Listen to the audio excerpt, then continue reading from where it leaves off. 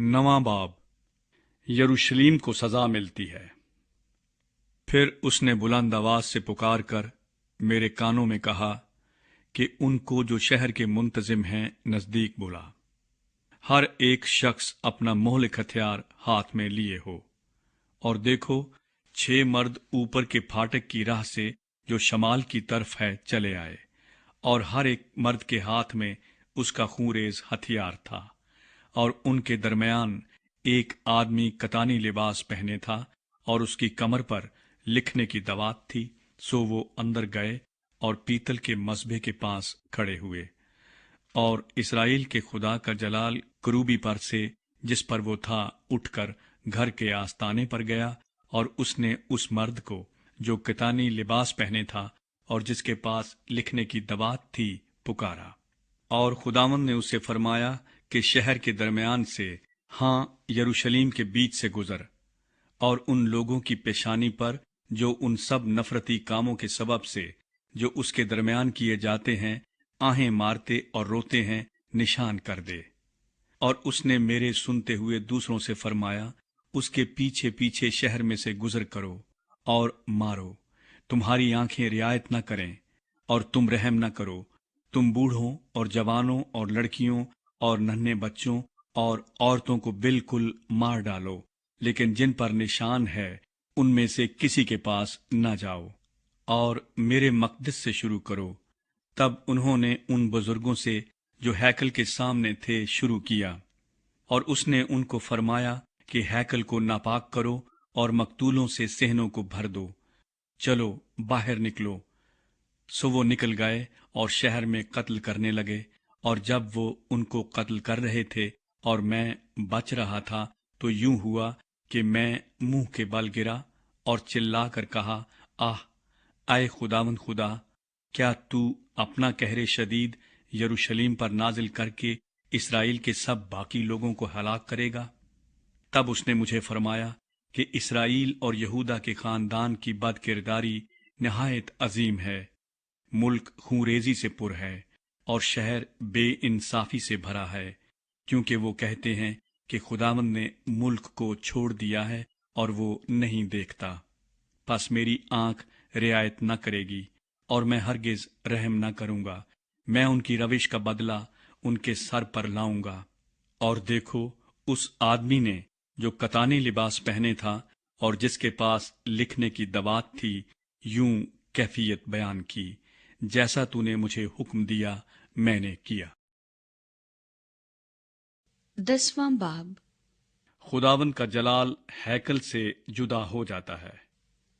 तब मैंने निगाह की और क्या देखता हूँ कि उस फिजा पर जो करूबियों के सर के ऊपर थी, एक चीज नीलम सी दिखाई दी, और उसकी सूरत तख्त की सी थी।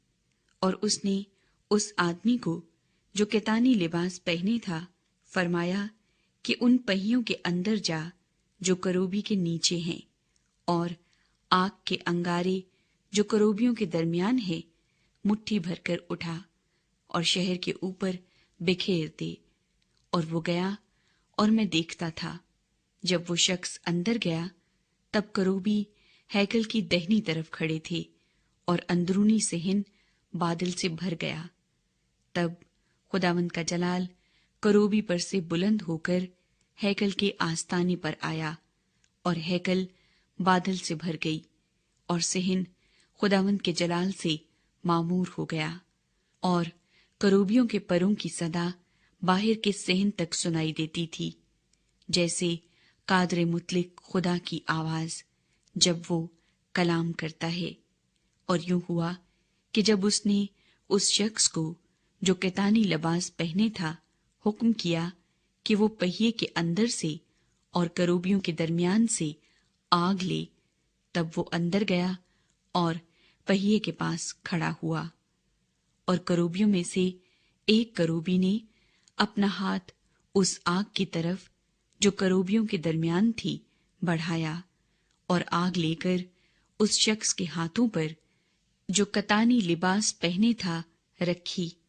वो लेकर बाहर चला गया, और करूबियों के दरमियान उनके परों के नीचे इंसान के हाथ की सी सूरत नजर आई।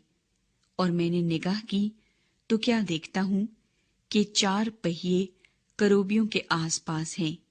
ایک کروبی کے پاس ایک پہیا اور دوسرے کروبی کے پاس دوسرا پہیا تھا، اور ان پہیوں کا جلوہ دیکھنے میں زبرجد کا سا تھا، اور ان کی شکل ایک ہی طرح کی تھی، جیسے پہیا پہیے کے اندر ہو۔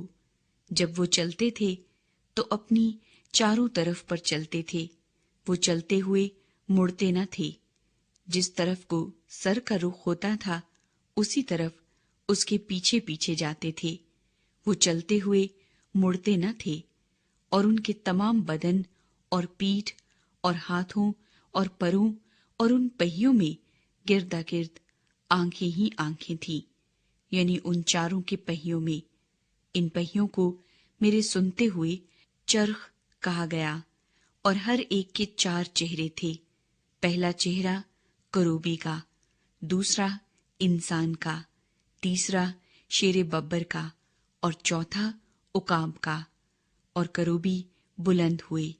یہ وہ جاندار تھا جو میں نے نہر کبار کے پاس دیکھا تھا، اور جب کروبی چلتے تھے تو پہیے بھی ان کے ساتھ ساتھ چلتے تھے، اور جب کروبیوں نے اپنے بازو پھیلائے تاکہ زمین سے اوپر بلند ہوں تو وہ پہیے ان کے پاس سے جدا نہ ہوئے۔ جب وہ ٹھہرتے تھے تو یہ بھی ٹھہرتے تھے، اور جب وہ بلند ہوتے تھے تو یہ بھی ان کے ساتھ بلند ہو جاتے تھے، کیونکہ جاندار کی روح ان میں تھی۔ اور خداوند کا جلال گھر کے آستانے پر سے روانہ ہو کر کروبیوں کے اوپر ٹھہر گیا۔ تب کروبیوں نے اپنے بازو پھیلائے اور میری آنکھوں کے سامنے زمین سے بلند ہوئے اور چلے گئے، اور پہیے ان کے ساتھ ساتھ تھے، اور وہ خداوند کے گھر کے مشرقی پھاٹک کے آستانے پر ٹھہرے، اور اسرائیل کے خدا کا جلال ان کے اوپر جلوہ گر تھا۔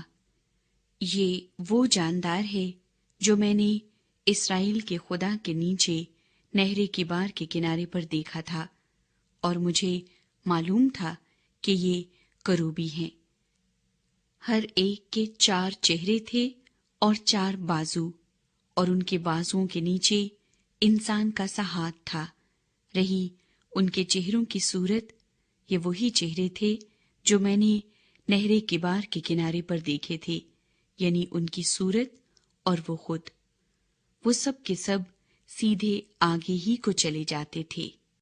11واں باب، یروشلیم پر سزا کا حکم۔ اور روح مجھ کو اٹھا کر خداوند کے گھر کے مشرقی پھاٹک پر، جس کا رخ مشرق کی طرف ہے، لے گئی، اور کیا دیکھتا ہوں کہ اس پھاٹک کے آستانے پر 25 شخص ہیں، اور میں نے ان کے درمیان یازنیہ بن عزور اور فلتیہ بن بنایا لوگوں کے امراء کو دیکھا۔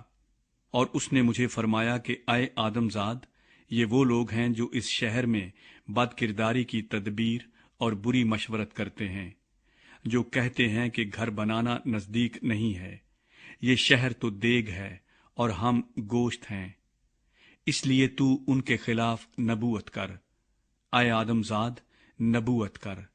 اور خداوند کی روح مجھ پر نازل ہوئی، اور اس نے مجھے کہا کہ خداوند یوں فرماتا ہے کہ اے بنی اسرائیل، تم نے یوں کہا ہے، میں تمہارے دل کے خیالات کو جانتا ہوں۔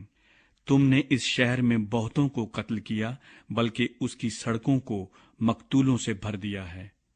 اس لیے خداوند خدا یوں فرماتا ہے کہ تمہارے مقتول جن کی لاشیں تم نے شہر میں رکھ چھوڑی ہیں، یہ وہی گوشت ہے، اور یہ شہر وہی دیگ ہے، لیکن تم اس سے باہر نکالے جاؤ گے۔ تم تلوار سے ڈرے ہو، اور خداوند خدا فرماتا ہے کہ میں تلوار تم پر لاؤں گا، اور میں تم کو اس سے باہر نکالوں گا، اور تم کو پردیسیوں کے حوالے کر دوں گا، اور تم کو سزا دوں گا۔ تم تلوار سے قتل ہوگے۔ اسرائیل کی حدود کے اندر میں تمہاری عدالت کروں گا، اور تم جانو گے کہ میں خداوند ہوں۔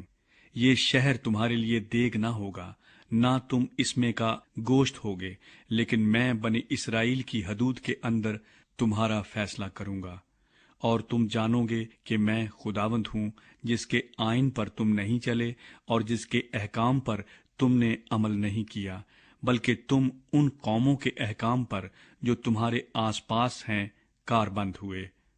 اور جب میں نبوت کر رہا تھا تو یوں ہوا کہ فلتیہ بن بنایا مر گیا۔ تب میں منہ کے بل گرا اور بلند آواز سے چلا کر کہا، آہ خداوند خدا، کیا تو بنی اسرائیل کے بقیے کو بالکل مٹا ڈالے گا؟ اسیروں کے ساتھ خدا کا وعدہ۔ تب خداوند کا کلام مجھ پر نازل ہوا کہ اے آدم زاد، تیرے بھائیوں، ہاں تیرے بھائیوں یعنی تیرے قرابتیوں، بلکہ سب بنی اسرائیل سے، ہاں ان سب سے یروشلیم کے باشندوں نے کہا ہے، خداوند سے دور رہو، یہ ملک ہم کو میراث میں دیا گیا ہے۔ اس لیے تو کہہ، خداوند خدا یوں فرماتا ہے کہ ہر چند میں نے ان کو قوموں کے درمیان ہانک دیا ہے اور غیر ملکوں میں پراگندہ کیا، لیکن میں ان کے لیے تھوڑی دیر تک ان ملکوں میں جہاں جہاں وہ گئے ہیں ایک مقدس ہوں گا۔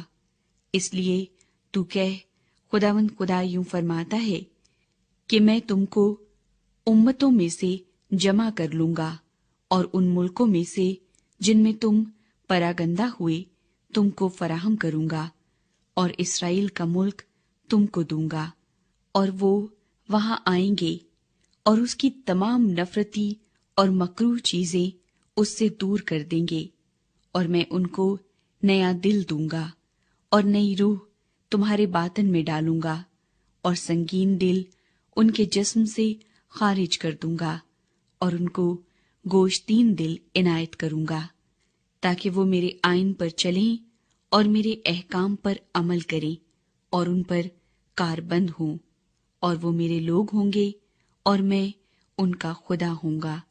لیکن جن کا دل اپنی نفرتی اور مکروہ چیزوں کا طالب ہو کر ان کی پیروی میں ہے، ان کی بابت خداوند خدا فرماتا ہے کہ میں ان کی روش کو انہی کے سر پر لاؤں گا۔ خدا کا جلال یروشلیم کو چھوڑ جاتا ہے۔ تب کروبیوں نے اپنے اپنے بازو بلند کیے اور پہیے ان کے ساتھ ساتھ چلے، اور اسرائیل کے خدا کا جلال ان کے اوپر جلوہ گر تھا، اور خداوند کا جلال شہر میں سے اٹھا اور شہر کی مشرقی طرف کے پہاڑ پر جا ٹھہرا۔